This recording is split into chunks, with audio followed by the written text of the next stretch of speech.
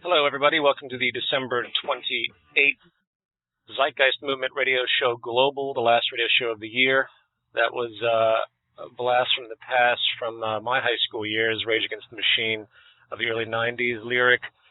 Some of those that work forces are the same that burn crosses, which I thought was relatively apt for the nature of this program today, which will include a lecture or whatever you want to refer to it as, a presentation of some concepts I call structural classism, which is a derivative from Stokely Carmichael, activist in the 1960s, institutional racism, when he would speak about how certain structures are inherently racist in their construction and issues as such, which is probably the best metaphor for what we have in society today, especially given the widespread recognition of how grossly imbalanced the income inequity is, more than anything else, such as the Occupy uprising, the Arab Spring, and everything else. We have powerful awareness breaks happening here at the end of 2011, which is certainly going to make for an interesting 2012. I'll grant you that. However, in the lyrics, some of those that work forces are the same that burn crosses. It has a typical connotation with regard to the they, the infamous they, a trap that we all fall into here and there. Not to say that there isn't a they, there certainly is, but the they is a manifestation of the system. When you reflect on the wide range of behaviors on average of the human being, and then you begin to see these patterns reoccurring with respect to abuse and exploitation, you have to think, where is this coming from? What part of the environment is reinforcing these issues? And the nature of this talk today will delve into that, both from a psychological perspective to a structural perspective, which of course weeds into the psychology. It's a development of a certain syntax of thought, if you will, where normality becomes these patterns that are inherently unsustainable and invariably antisocial, anti-human, and everything else. And for those that follow the Zeitgeist movement, a core recognition is if you want to change the behaviors of people, you need to change what the system reinforces. People will basically do whatever the system needs them to do to survive, and the idea of ethics and morality can be thrown right out the window. It is extremely irrational to assume that any human, knowing that they can gain through what we call criminal behavior, is simply not going to do it because of some supposed punishment that awaits them, or the fact that it might be against a religious principle or some broad philosophical sense of morality. In the most religious debates, they say at the very end, well, if it wasn't for religion, people wouldn't be moral, and the idea would be that they would be killing each other and raping everything that moves if there wasn't some type of moral outlay. One reflection of religious history finds the most grotesque display of immoral and anti-human behavior than any other cult idea. Any review of history shows that humans will do whatever they need to, and it's our job as a species that's intelligent to design a society that actually brings the best out of us. We're not perfect, but brings the best out of us and limits systematically and logically all the things that create the worst tendencies, the old lower reptilian reactions. And again, as I will speak of with this lecture, virtually every element of the socioeconomic system we have today supports the opposite of what we technically and intuitively define as sustainable and humane. And a core consequence here is the class division, which says this group of people is more deserving for a high quality of life, the right to life, while this group of people can just naturally suffer and die. And that's just the way the system is. And as bad as that is on the surface, given history, you can see the natural evolution of it, the sort of socially Darwinistic assumption of all the scarcity. But what we have today, which makes this even more enraging, is the fact that we can produce an abundance, that we can utilize our technology and make sure everyone has their basic needs met for this population and population many times over when you put it all together. And that's, of course, again, what the Zeitgeist movement helps to promote, which is why the work of Jacques Fresco and Buckminster Fuller and the philosophies of Carl Sagan, Nikola Tesla, and many other prominent thinkers always run concurrent with this because, well, we don't have to live this way. And the more this system continues, the more division will be created because it's inherent to it, and the faster this system collapses and causes severe injury And in the course of this collapse, however, we hope that the movement can do something viable and relevant to ease the stress and make a movement, again, no pun intended, to a new social system, one based on fundamental, rational, updated knowledge. And, in the midst of all of this, in the awakening that's happening across the world, we have a lot of terms being thrown around: resource-based economy, post-scarcity, and a lot of structural design issues that kind of seem novel. And for those that aren't really digging deep enough, they start to identify with institutional relationships or concepts in a framed way. But really, what are we talking about? We're simply talking about basic logical reasoning about what's possible and where we are with the state of knowledge today. And the social system construct, if your goal is to keep humanity sane and peaceful and with a fortitude of abundance and all the basic logical things that we intuitively know create social stability, the social system concept becomes a running development of what the most efficient means to create social stability is. So not to harp on that tangent, but I do think it's important for people to begin to understand that we're dealing with propositional-based logic, cross-verification of ideas as the scientific development continues, the scientific method, and the propositional logic that's developed here, the inference that's there, the implications that start to connect things as far as what works and what doesn't, transcends every known element of institution. You can get rid of the name of the Zeitgeist movement. You can get rid of any concept of design. These are all X, Y's, and Z's, if you will, if you've ever studied formal logic. It's irrelevant. It's the train of thought that's important here, and I can't reiterate that enough. To me, I'm beginning to not even use the term resource-based economy in explanation because it gets in the way. It gets in the way just like saying, oh, Peter Joseph said this gets in the way. Don't talk like that. Don't ever reference an institution or a person. If you can speak in the logical train of thought, you will win many people over. People don't want to identify with others and institutions. You have to get them to realize it for themselves so that they identify with themselves. And the illusion that their novelty has created this in their own value shift will be the reinforcer that sticks, if that makes sense. Otherwise, you're going to run into ego problems. In fact, since I'm on that subject, I wanted to read a quick section on logic and psychology, which is from a book called An Introduction to Logic and the Scientific Method by Cohen and Nagel. And basically, they do a really good job of making some statements with respect to the point I've just made. Logic is not the same as psychology. I want to just read a few excerpts of this for those that have never actually thought about this issue. Quote, "The logical distinction between valid and invalid inference does not refer to the way we think, the process going on in someone's mind. The weight of evidence is not itself a temporal event, but a relation of implication between certain classes or types of propositions. Similarly, our apprehension of the logical implication on which our inferences are based may be studied as a psychological event, but the relation directly apprehended is not itself a psychological event at all. It is a relation between the forms of propositions and indirectly one between the classes of possible objects asserted by them. The realization that logic cannot be restricted to psychological phenomenon will help us to discriminate between our science and rhetoric, conceiving the latter as the art of persuasion or of arguing so as to produce the feeling of certainty. But such feeling of certainty may exist apart from all logic, and the factual persuasiveness of arguments is more often brought about by properly chosen words, which through association have powerful emotional influences than through logically assailable arguments. Our emotional dispositions make it very difficult for us to accept certain propositions, no matter how strong the evidence in their favor. And since all proof depends upon the acceptance of certain propositions as true, no proposition can be proved to be true to one who is sufficiently determined not to believe it." I'll stop there, unquote. It's a really amazingly profound point when you realize that the foundation of what we're talking about transcends any individual person, any individual institution, or any individual concept of design. There's a logical unfolding that needs to be understood, and in reality, the entire human species needs to begin to understand this fundamental train of thought and align their values and then boom, you might have what you could call a true civilization.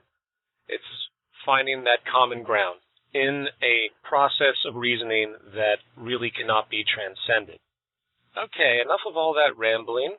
However, before I jump into the lecture, I do want to comment on 2011 and what we can think about for 2012, since this is again the last radio show of the year. 2011 has been an amazing year for the maturity of the movement, for certain developments, for the refining of processes, for the realization of those who really understand this, who get it, who have the independence required. For me personally, it's been the year of burnout. From the release of Moving Forward in January, I went on a long, deep burnout and near depression because of the outrageous amount of labor that went forward. We saw the Venus Project debacle emerge, which set really a new definition of the movement in many ways and brought really what this movement is to the forefront, which is actually a good thing in the end, I've come to realize, as contentious as all of that is. I really think that the presentation of the movement as a group of people pushing forward with a train of thought as opposed to an institution is a very, very effective place to be. The greatest traps, again, out there are the associations with figures or institutions, and it doesn't take any particular entity or guru to tell you what to think. The process of thought is independent. It's simply a matter of collecting information, as noted before, and assessing it properly, as objectively as humanly possible, based on your cultural victimization. Regardless, 2011 has brought a lot of great developments, from the new website to the amazing blog site, and big thanks to Federico and Brandy and Danette and everyone else that have been working on that. We have a lot of new developments across the world as far as how things are being engaged, as far as ideas. The town halls became nice and consistent. The media festival was a great success across the world. We have Zeitgeist Day coming up in March, which I hope everyone is preparing for. We'll have meetings on that very soon.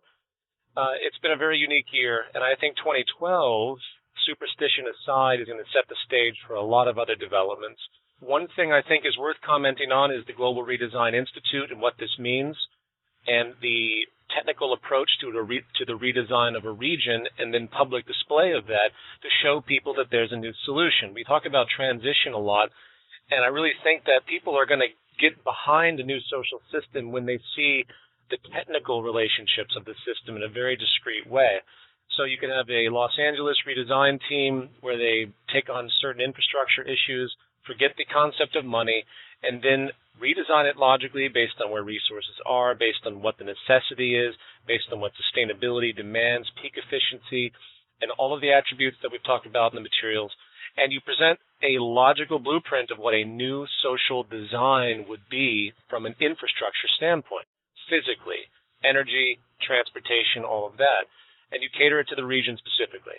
And if you can show the public that, if you can get press for that, then you might see a rational transition emerge. I've talked about sort of a parallel government system. Well, what would that parallel government be? A bunch of bureaucrats sitting around? No. It'd be a series of technicians and thinkers that want to apply technical means to society. And jumping ahead here, imagine if you had a region that saw such blueprints and they said, you know what, we're going to do this. Forget money, we're going to conscript the resources. Let's assume they have the resources in their region. They get agreement from the population to do so, and they begin to reconstruct their society in the most efficient way. And hopefully, in this very loose generalization I'm speaking of, the concept would catch on. If people in a region that's extremely impoverished because of larger order economic forces don't want to deal with it anymore, and they know from a technical perspective they can create an environment where there's free food, free energy, the entire population is taken care of at its basic level, even though they're within the walls of the market system, I think eventually it's going to happen. Will there be great discord? Yes, there will. But there's no way the transition to any new social concept will not have great discord on many levels, because really you're dealing with a powerful evolution of values in such an idea. But again, showing the technical reality is probably the most efficient if you can get people to clearly understand it and see the flaws of this system simultaneously.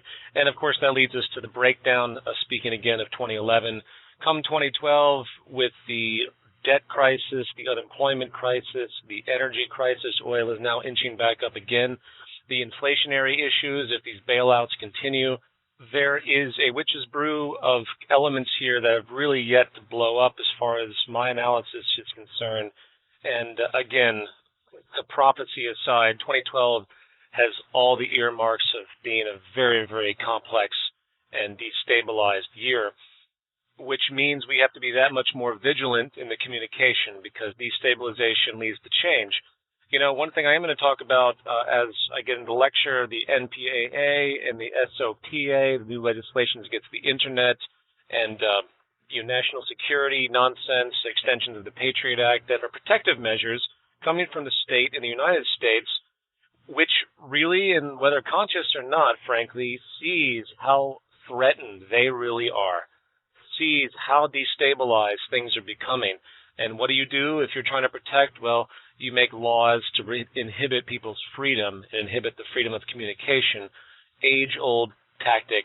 The last thing they want is unity. So the Internet, of course, is one of the biggest fears. And I'm going to touch upon those as I get into the talk. But overall, I just wanted to make a quick comment on that. And I think 2012 is going to be catalytic. It's going to be probably a turning point on a few different levels with respect to the way people see society and what they find important. And finally, at a personal note, I will have Zeitgeist Beyond the Pale probably released by the end of 2012. That's my goal.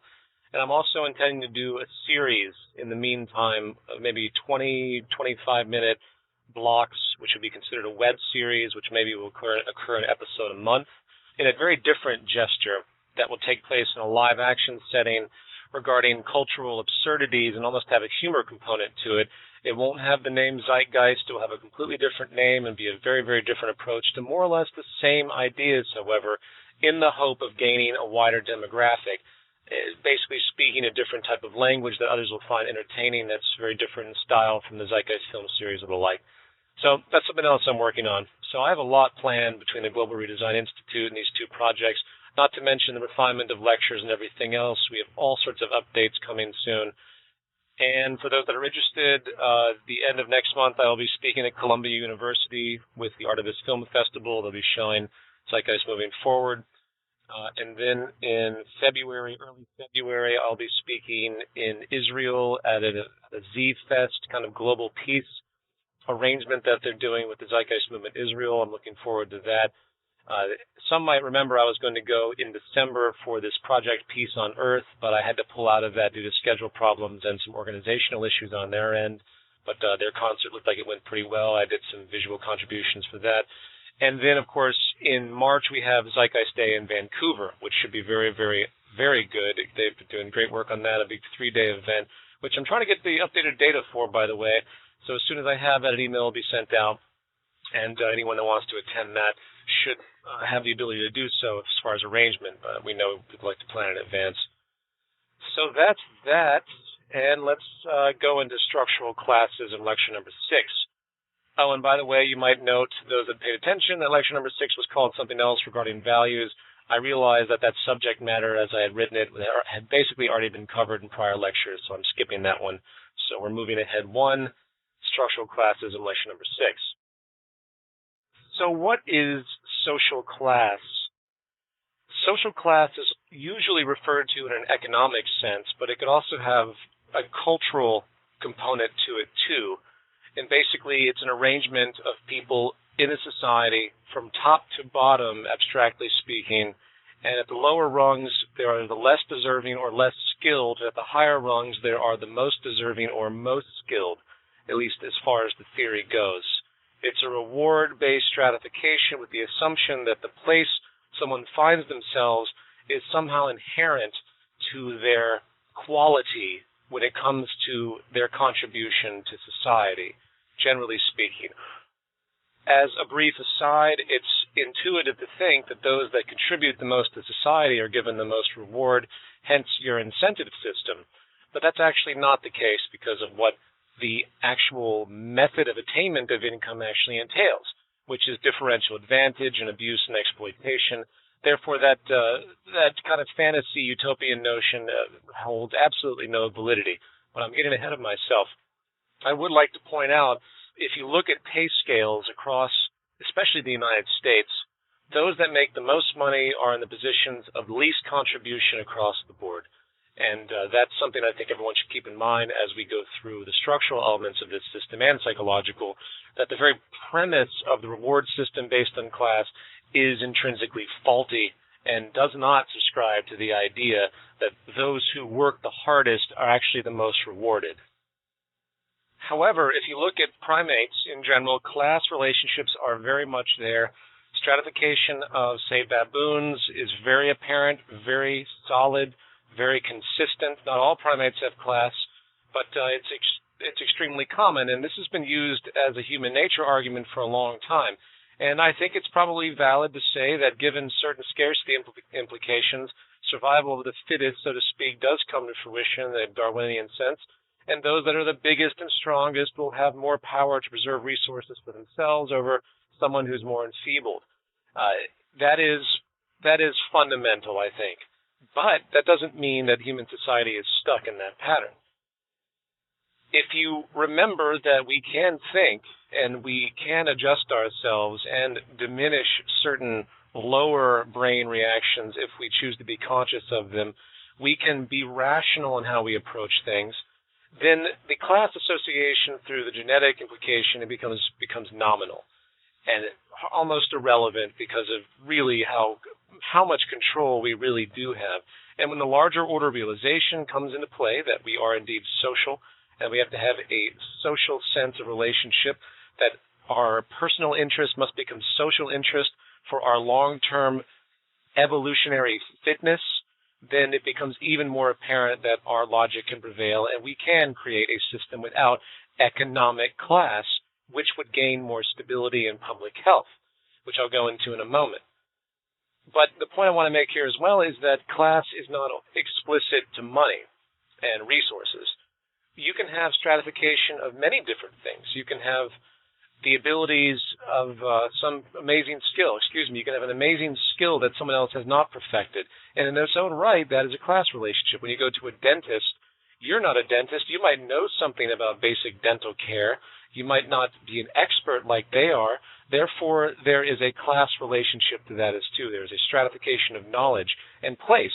And to me, this represents a larger order of the group mind. It's an assessment of different skill sets and how we are indeed social.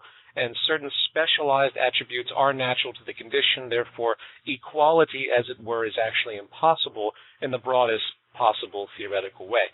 People are not equal in the overtly utopian philosophical sense. However, economic equality, resource equality is a different matter. And meeting the needs of the human population, needs that almost universally everyone share, is a fundamental element of living and public health. And this is what separates the class argument that the Zeitgeist movement puts forward versus many other class arguments you see with, say, Marxism.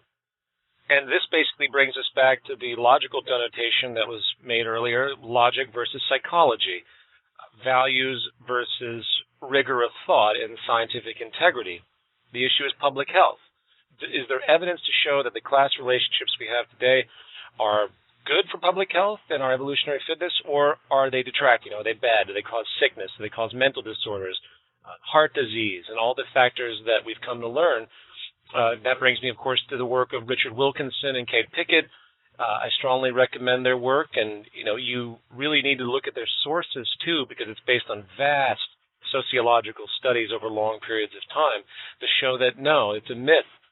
If you were to go to really impoverished areas that didn't know they were impoverished, but they had their necessities, they were maybe agrarian, they didn't have the TV and the stereo blaring, they didn't have the iPod and the iPad, they didn't have all these toy amenities that are really rather superficial, convenient, superficial, and have a very vanity orientation in the culture as far as status.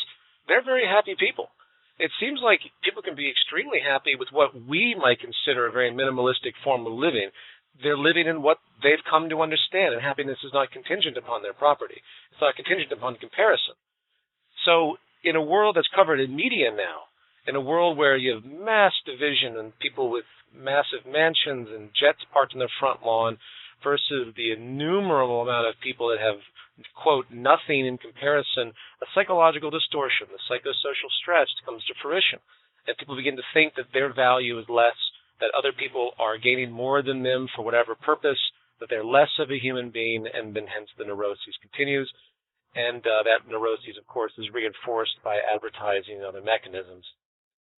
Now, those broad issues aside, let's think about how this system evolved. The class relationship and imbalance we see today, which has sparked the Occupy uprisings and many other uprisings across the world, stretching into the political sphere, which usually those grievances are always based economically. I always want to remind people about that. If you were to ask somebody what they object to in politics, their reasoning will always come down to some sort of economic imbalance, almost universally. Excuse me. The class phenomenon we have today is basically an outgrowth of a very primitive tribalism, needless to say, with the assumption of scarcity and not enough to go around. That is the basis of the kind of paradox within the economic market theory. One side of the economic theory says there's not enough to go around, as Adam Smith denoted that the death of, the poverty-stricken children was a natural consequence. In the Bible, the rhetoric is there will always be the poor among you. These associations have been there for a long time with the assumption of scarcity. And, of course, the paradox of the market system, which is based on growth, of course, assumes infinite resources simultaneously, but I'm not going to go on that tangent. My point here is that the assumption of scarcity has permeated the mechanics of society, and therefore built into it is the need for a strategic edge to gain advantage over other human beings so one group can prosper, in the same logic as two people fighting over one piece of meat in the middle of a cave, if you want to use that analogy. And what's happened, and this leads me to the subject of structural classism, is that it's not just the temporal behavior of people that's corrupt. Those that have formed this system, which have been operating with those values, have tailored the system, whether consciously or not, to make sure it benefits them or their constituency, if you will, at the highest level of advantage. And there's no greater advantage you can have than a system which benefits you while the players of the game don't know that. They don't know that the system is intrinsically there to better one class over another. And that is where we are today and what I want to talk about for the remainder of this lecture. In fact, I'll say this. There is no greater scam than the concept of the free market when it comes to strategic advantage. I find it almost hilarious that the great majority of the population believes that this freedom-oriented system is really the enabler of those that already have advantage to exploit their freedom. It's the freedom for the tyranny that we see on a daily basis. It's void of all scientific rationale, logical distribution of resources, and all the things we talk about in the movement. It is a psychological con job in operation. I'm not being conspiratorial here. This is just the way the advantage perspective works, which is, of course, rewarded in the system, broadly speaking, which has the illusion that the playing field is balanced, has the illusion that it's based on the merit of the individual and all those things, when it's deeply, deeply skewed. And for those of you out there that still promote the utopian free market fantasy, and that all these other things are state impositions that restrict the beauty of the free market, it is extremely naive to assume that a system that's based on competition and differential advantage could not gravitate towards larger order corruption. Corruption, in this case, defined by those who are seeking advantage through structural means. There are no rules to war, and the free market is a war system.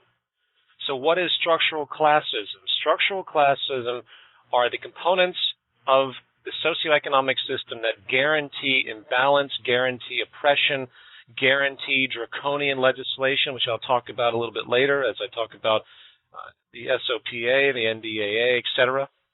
It is a natural outgrowth of the need to gain advantage over your environment and hence over other people, continuing the tribalistic tradition we see.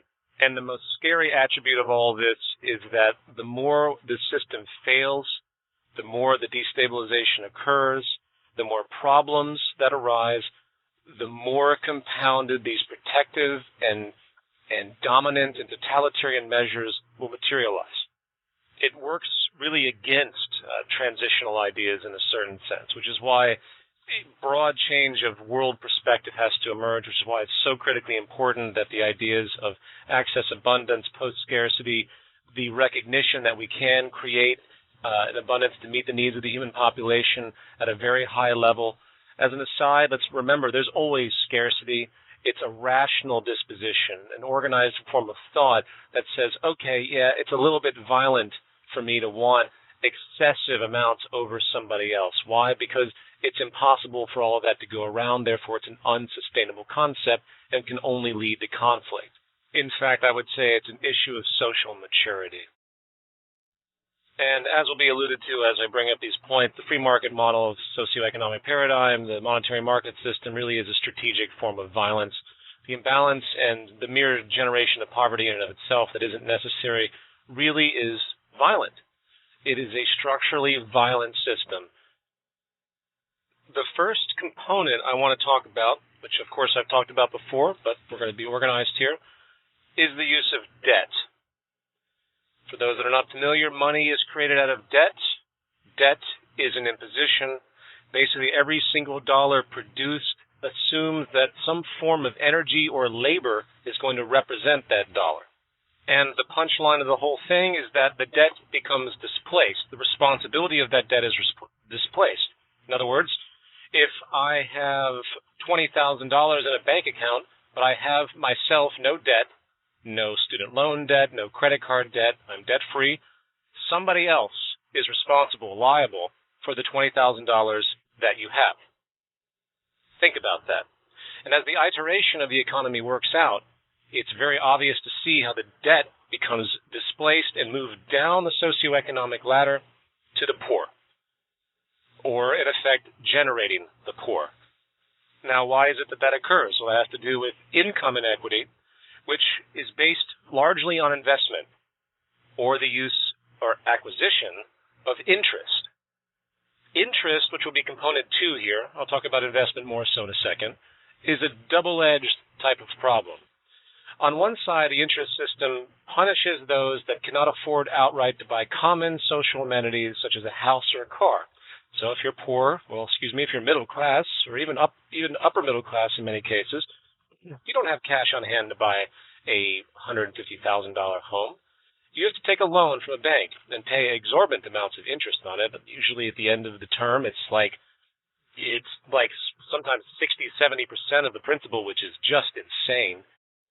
You are being penalized because you need that loan, you don't have the money up front. However, on the other side, if you're wealthy, you can invest in a CD or a number of other instruments in mere accounts that just give you interest for that deposit, and you make money with the interest. It becomes a part of your income. It reinforces your advantage, and it displaces, back to my prior point, the debt that is inherent in the system, abstractly speaking. So right there, of all the points to be discussed, that is crucial. The debt and interest system is an outgrowth of the market system. Keep that in mind. Money is treated as a commodity. The debt is treated as a commodity. And that debt is hence sold for the profit of the interest. The value of the money is the debt. It's explicit to it, if that makes sense. Yes, I know it makes no real sense in the theory of traditional free market value, but that's exactly what it implies. So, what does that create? That creates immediate imbalance because the interest is has a benefit on one side and has punishment on the other, self-reinforcing class division.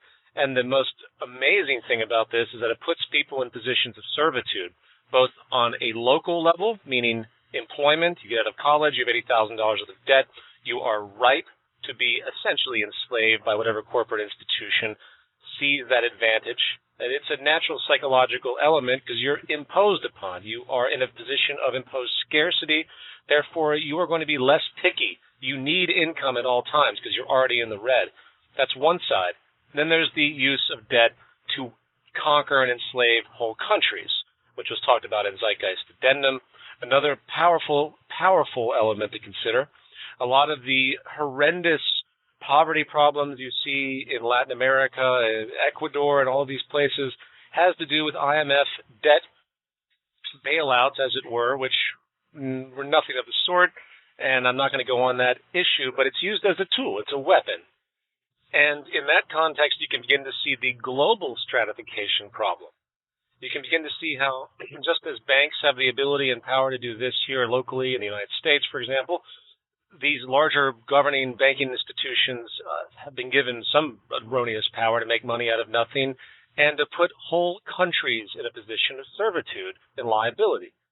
And, of course, when you realize that the interest does not exist in the money supply outright, the interest is on top of the principal, which basically means the creation of more money and more debt, which is loaned out at interest again. It's very easy to see how this imbalance occurs. The debt is displaced and whole sectors of society are taken advantage of. In other words, it isn't just an anomaly of the system. It is actually just a mere matter of time before this structured opposition takes hold in some sector, whether nationally or internationally. Component 3, investment. By its general nature, the idea of investing automatically denotes excess of income. Someone has to be in a fairly decent position to be able to invest any of their money in anything. So it's a rich man's game fundamentally. And there was a Forbes article that came out in November, if I remember. I think you could search this. It was something to the effect of the top 1/10 of the nation earn half of all capital gains. So forget the top 1%. You're talking about the top 1/10 of America earns half of all capital gains. About 315,000 individuals out of 315 million are making half of all capital gains on the sale of shares of stock or property. And that is, according to Forbes, 60% of the income made by the Forbes 400, the top 400. Are there gains to be made in the field of investment? Obviously there are. But that gain is limited to a very, very small percentage of the population because of the lack of equity.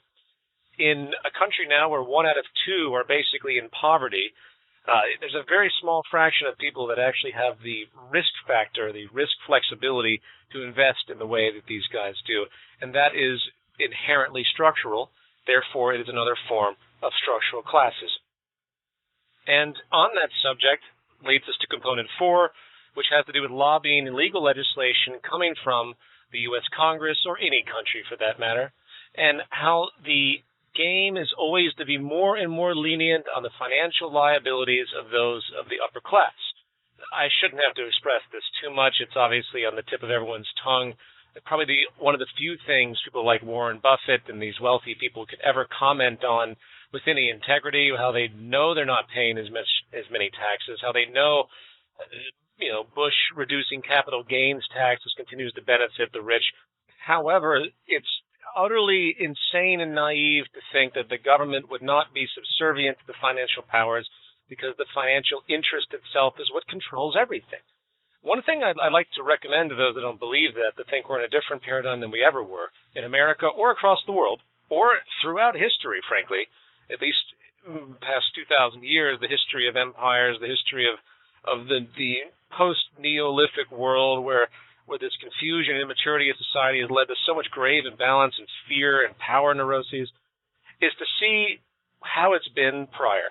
If you go back and look at elections and debates long back in the United States, it's the same arguments over and over again. It should be a given at this point for us to understand where the gravitation of government, as it were, really lies.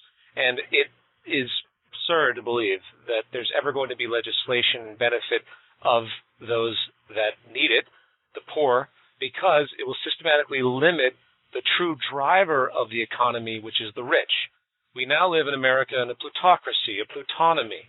There's so much money moving amongst the upper percentile that it makes the GDP fueling components of the lower class irrelevant. If you can see the lecture Social Pathology if you want more information on that, where that document by Citigroup is firmly outlined. And likewise, it's not only protectionist in the sense of taxation, in the sense of giving further breaks to to this constituency that basically runs the U.S. government financially, it also inherently generates protective measures for the establishment basically being industry itself. And this will lead me to the National Defense Authorization Act of 2011. As I commented in the description of this radio show, I wanted to make this point, but I'm putting it within the context of structural classism because what else would we expect than the removal of civil liberties in a period where the system is showing itself for its grave imbalance, where the effects are so dramatic? What do you do to preserve yourself? You limit legally people's ability to fight back. Very quickly, the NDAA is an extension of the Patriot Act. It's an extension of the Military Tribunals Act. It's a broad attack on the American Bill of Rights. And, of course, this type of draconian legislation already exists in many other countries.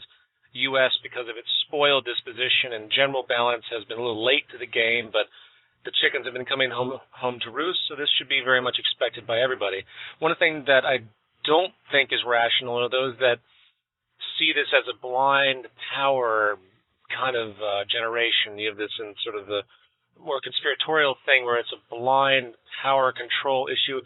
Actually, it's a defense mechanism of the system.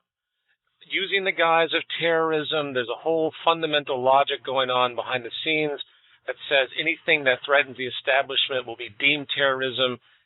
We're not talking about buildings blowing up or anything. We're talking about anyone that doesn't really like the way things are is now a terrorist. And the core section that I think is getting the most press is 1021, which basically says that the due process of law is no longer relevant in certain circumstances, and basically anyone can be taken in and imprisoned with no legal counsel. This also had elements in the Military Tribunals Act, too, where they'd strip your citizenship, if I remember correctly. So, it doesn't shock me. It's a great way to scare people, isn't it? Because, frankly, that's how I see these things. I don't see this as a response in any rational sense to any terrorist element naturally. I see this as a way to incite fear in those of the community that might pay attention to it, those that might be a little bit more apprehensive, to be activist-oriented. So to me, as an aside, I ignore it. I think if everyone ignored it, there's nothing that can be done. And I think that goes for most of the fear tactics coming from the United States government, or any government for that fact. That's an aside, though. In the end, the upheaval against this legislation is rightfully so, obviously, and it's good to see people coming out on larger levels to protest the ACLU and everything else, and I certainly support that. But I also want to keep in mind what the causal mechanism here really is, and that it actually isn't that much different when it comes to the flexibility of power in this totalitarian sense that was started after 9/11. However, very quickly, of much greater concern to me is the SOPA legislation, the Stop Online Privacy Act, which really is a response, as far as I'm concerned, to the Arab Spring that started through social networking, of course, Occupy Wall Street. It's very, very clear that this type of legislation and its power can easily thwart the ability of people to get together under basically pretenses that seem to be unrelated. Under the guise of copyright protection, essentially, it's giving law enforcement a much greater edge, an almost independent edge from what I've come to understand, to go after any site, shut down any site that seems to be in violation. And when you look at what the Internet is, with its syndication and the constant duplication of material and just the waves and waves of content that flows in and out, which really defines the beauty of it, it's very easy to pick and choose anything to find copyright violation.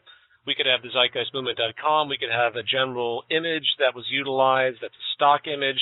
Someone could call that in, or it could be seen independently, and the whole site could theoretically be shut down because of the use of that image, etc. That's possibly an extreme example, but it's not out of the question. And usually these types of legislations are stepping stones for larger order censorship and oppressive legislations, and you could easily see how the Internet can turn into, well, what it is in China. So, that denoted, I'm keeping my larger context here, because what does this really do? First of all, on the economic side, it's restrictive, and it really supports a system that's hell-bent on copyright protection, at least ostensibly. And the other side is giving power to more or less regulate any troublemaking sites that wasn't there before, limiting free speech. And in a system that's suffering from mass failures, in a system where the internet is very powerful in communication, I find it illogical to assume that such government power could not be used for establishment preservation, meaning limitation of the internet during times of upheaval, such as what we saw with the Arab Spring, Occupy Wall Street, and everything else. Something to keep in mind, I still consider it a reaction of the establishment to counter the growing awakening and dissatisfaction in the world today. And if I'm keeping track here, that was a component 5, legal legislation elements. And this brings me to the notion of federal offenses and the criminal system, the prison system, and the basic crime and punishment system with respect to structural classism. Now, I did an interview with James Gilligan, and unfortunately I can't remember the reference, but he writes about it in his book, actually, one of his books, regarding the Lyndon Johnson administration and how certain tactics were used to incarcerate African Americans back then to remove their rights so they couldn't vote. And this happens very much today with minorities. We see this with profiling. We also have the component of a felony, which is a very serious federal crime. And a felony means that you not only can't vote, you're pretty much not going to get a job. The age of computer technology has allowed for most people to be able to find out who's a felon and who isn't, and most jobs have access to these databases, or they can. And generally speaking, and especially in real-life experience, my mother used to deal with people that were convicted of felonies. They had a tremendously difficult time. These are people that were not violent necessarily. They probably had drug offenses, which was pretty much a socioeconomic consequence of deprivation psychologically. And they're given a felony, and they're basically ruined for the rest of their life, existing in a permanent subclass with very little chance of ever gaining an occupation that could provide for them on a level that would increase their increase their class relationship. This is a very serious thing and a very sick element of society when you are labeled as such. On a deeper level, it's interesting to point out that most felons would be highly victimized by the system. Felons existing in huge deprivations are the ones that most likely overall have been in periods of deprivation holistically in their upbringing, and they would also probably be the most outstanding critics of the system, depending on their education and understanding of what's actually happening. So it's quite interesting that the restriction of such a subclass is what it is, because it not only limits their ability to support themselves, it also limits their ability to denote change, hence through the kind of farce process of democracy as it exists, but nevertheless, that vote is removed. I believe there are like 5.5 million Americans now that are felons that can't vote and are in highly deprived positions. And we look at most drug offenses and who's actually in the prison populations, one of the largest prison systems in the world, the United States, using the United States continually as an example, you see that there's really a systematic reaction of the system to limit the power of those that are going against the system. And I consider that to be a form of structural classism in the long-term view. The seventh component I want to address is the idea of credit. Credit is fascinating. Credit is this universal ranking system based on how well you interact with money and loans, how you've paid your loans back, how much outstanding debt you have, given against some more or less arbitrary benchmark statistically. And if you injure your credit, you are systematically reduced in your access to loans and hence your ability to gain the necessities of life in certain cases, such as a loan for a house or a loan for a car or an application for something, etc. And obviously, the worse someone's credit, the worse their credit will likely become because their ability to access necessity is even more limited. If you don't have the credit to go out and buy a decent car, and you have to save up and buy a really bad car, a bad car that needs repair and constant maintenance, you are at an inevitable disadvantage financially, which will continue to hurt you and continue to perpetuate your lower class status. I'm going to move more quickly here, moving on to point 8, and that is insurance. Insurance system, of course, is a business. The more ailments you have, the less likely you're going to get insurance, even with the supposed Obama situation. I don't have insurance, and I've been denied insurance a number of times because of a back issue, and I mean outright, not even given a moment. And I've been frustrated with it because in many ways insurance is a fraud on all sides. I'm not going to go into that point. Insurance as it is systematically reinforces financial liability. Most bankruptcies are based on health insurance issues. So if you are in a position of disadvantage physically, you're automatically in a position of disadvantage for your financial support, and boom, you have more necessities than the average person, yet you're more restricted because of your pre-existing condition. That naturally generates inherent class placement. And again, this is the market system at work. This is the logic of advantage and profit and self-preservation. So don't think that this is an anomaly. Don't think that all the health insurance companies are just corrupt in some moral sense. No. They're doing exactly what they're supposed to do to keep everyone employed in their sector. And I just realized I skipped number 6, I think, which is the corporate profit pyramid. Okay, I don't remember if I did that or not, but I don't remember if I had stated the numbers correctly, in other words. But number 6 out of 8 is the corporate pyramid structure, and basically the CEO to worker pay imbalance. As of 2005, the average CEO in the United States earned 262 times the pay of the average worker. And the imbalance continues to grow. It's ridiculous, the difference in scale of pay. The more this pyramid is constructed, the more someone flies up from CEO to board of directors to managerial positions and all the way down. There's a multiplier that is absolutely out of whack and naturally is a class perpetuating element. And here's where the greed psychology and the commonality of this approach is so absurd, because the cost cutting that happens with these institutions is so neurotic, so mentally distorted and out of whack, that they're willing to kill jobs even though they're making salaries so exorbitant that they could probably keep a great number of workers if their incentive was not to maximize profits at all time, which is the ultimate rule.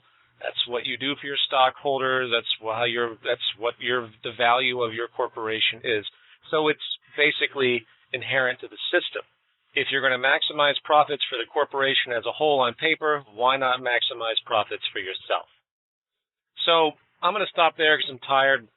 I could probably come up with a number of more issues that are inherent to the system and expand on the psychology, of course, of the differential advantage and how that fuels into a lot of these mechanisms. But we've covered debt, we've covered interest, we've covered investment, we've covered lobbying, we've covered the legal system, the oppression of those that are in violation of this system. We've covered the corporate pyramid, we've covered credit, we've covered insurance. That should be enough to give people a sense of how this system reinforces class division, and that's just in this particular context. We're not even talking about global debt collapse and all the other mechanisms. So I want to leave it at that. I appreciate everybody listening to this. I hope it wasn't too rambly. And I will talk to everyone soon, and we'll have more data about Zeitgeist Day next. And I'm not sure who's on next week, but we're going to try to continue our rotation and get some other new people involved in the radio show. All right, everybody, take care.